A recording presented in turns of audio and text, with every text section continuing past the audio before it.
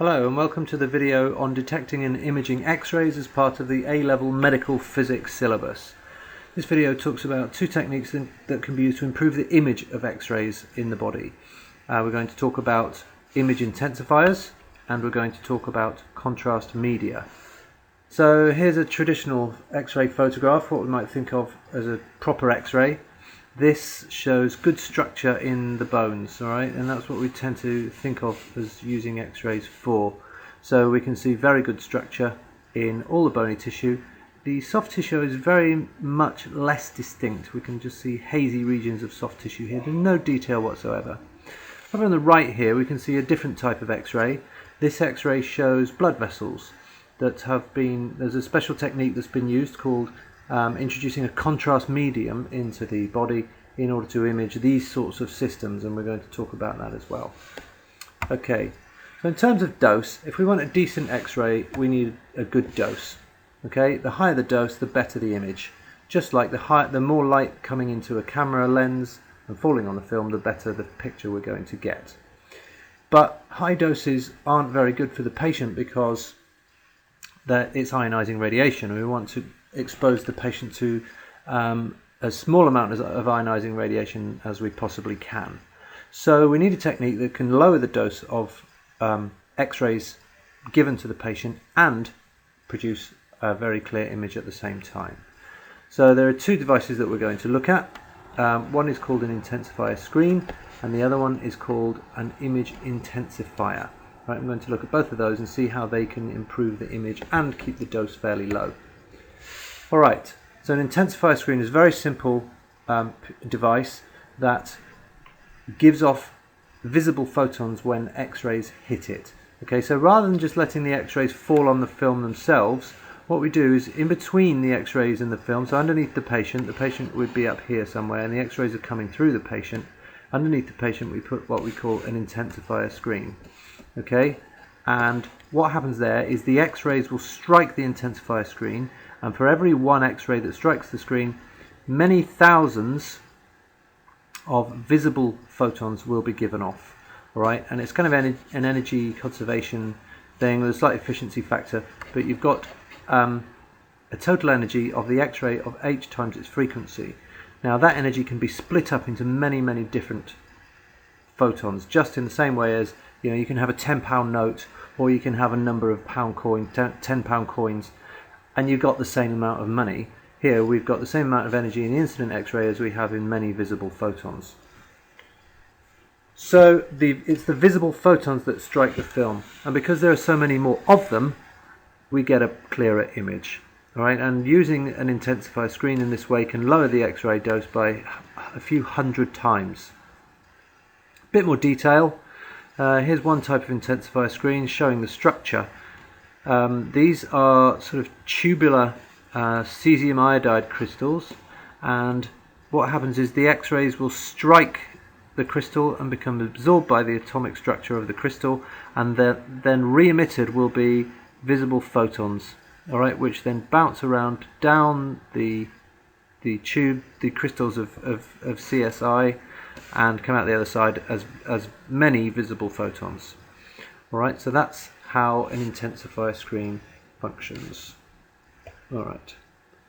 Slightly more complicated is what we call the image intensifier. Now this uses a TV camera type of device, and the energy runs from left to right in this device, in this picture here. So the X-rays come in and the X-rays pass through what we call an anti-scatter grid. This is a bit like a collimator to ensure that all the X-rays are passing through at right angles to, or pretty much at right angles to the screen behind.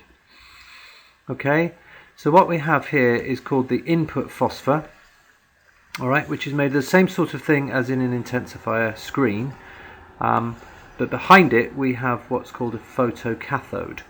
Alright, so two things are going on here. The X-rays are hitting the input phosphor and turning into visible photons. Well, now the visible photons are then striking the cathode and electrons are being given off in their place. Right, so we've got X-rays turning into visible light photons. The visible light photons are, the energy of the visible light photons is being taken up by electrons in the photocathode, and they are then being emitted. They then travel down inside this evacuated tube, all right, to the other end. And the reason they do that is because there's a positive potential over here which the electrons are attracted to. There are also some electrodes on the way that focus the beams of electrons and ensure that they hit the anode rather than scattering off at various angles. Now on the other end of this evacuated tube we have what we call an output phosphor. Alright, so an input phosphor on this side, an output phosphor on the other end. And the electrons that are coming through the tube will strike the output phosphor, and those electrons will then be converted into light in just the same way as happens in a CRT based television set. So you get a smaller picture because you've got a larger screen here that's been focused down to a smaller screen, and you get it amplified because of the acceleration of the electrons. You get quite a clear picture. Now these visible photons that are given off are then focused by these lenses, and then we have effectively a video camera on the end of the image intensifier device. So we can use this for techniques like fluoroscopy, where we want real-time video images of the patient so that we can actually operate on them and see what's going on at the same time when we're inserting various things into the patient. Okay, so that's the image intensifier. So it uses various different types of energy to get the X-rays from here in towards the CCD here. So at this end, just to remind you, we've got X-rays coming in, turning into visible photons in what we call the input phosphor, striking the photocathode, giving off electrons. Those electrons are then focused onto the anode by these focusing electrodes and accelerated because this anode is at quite a high voltage, and then they strike this phosphor where the electrons are absorbed and light photons are given off, which are then picked up by our CCD and our video camera. Alright, so that's how the image intensifier produces an image. And you can have a little read of this, make some notes from here. If you like, pause the video if you want to do that.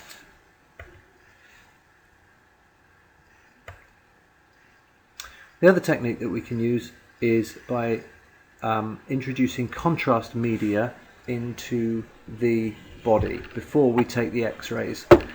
And effectively, contrast medium is a substance that the patient either swallows, or it's injected, or they're given an enema in order to image the body structure that we're interested in. So here, for example, you can see two X-ray images of the same part of the body. This one is a basic X-ray, and you can see very, very faint images of the soft tissue. The problem is the atomic number of the digestive system and the tissue around it is very similar. So the attenuation mechanisms of the X-rays are very similar, and the amount of absorption, the amount of attenuation is very similar. So you don't really get much contrast. By inserting what we call a contrast medium into the body, we can turn this picture into one that looks more like this, where you can see the intestine here. Now what's happened to this patient is they've been given a barium enema. So they've had a compound containing barium inserted into their digestive system, and the attenuation of the barium is very different to the surrounding tissue, so you can very clearly see the shape of the system which is absorbing the barium compared to the soft tissue around it, which is absorbing the X-rays, which is compared to the surrounding tissue, which is not absorbing them quite so much. Alright, so why does that work?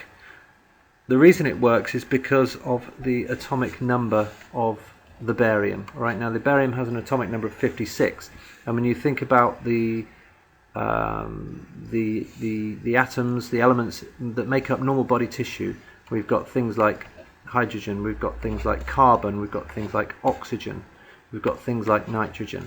Okay, these have very small atomic numbers compared to the barium. So because the barium has very high atomic number, and if you remember back to the absorption characteristics of various mechanisms, such as in particular the photoelectric effect, the attenuation mechanism and the attenuation coefficient, I should say, varies with the cube of the atomic number for the photoelectric effect. So if you increase the atomic number by a factor of 2, then the attenuation will go up by a factor of 2 to the power 3. Now here we've increased the atomic number by a large factor compared to normal body tissue atomic numbers, and therefore the attenuation is going to be absolutely enormous in comparison. And normally what happens in terms of the digestive system, which is what this is normally used for, is that a compound or an enema is given which contains barium sulfide, right, which is reasonably harmless, and in that way you can get much better contrast between different parts of the digestive system, i.e. here we can see the intestine and the colon, and here we can see the diverticular, so this guy probably has diverticulitis, and the tissue around it is very indistinct because that is just normal body tissue and therefore the absorption is low. Another technique that's used is imaging the blood by injecting iodine, or an iodine containing compound, into the bloodstream at the point of interest. So in this picture we can see lots of very tiny blood vessels, huge amounts of detail, because the iodine will have been injected and that will have flowed down all the little blood vessels, all the capillaries, and filled them all up, and you can see how that improves the contrast of the image. So iodine has an atomic number of 53, so very similar to barium, and therefore very similar attenuation characteristics. Okay, so that's how we can improve the contrast of our X-ray images using contrast media, specifically barium for the digestive system and iodine for the blood system.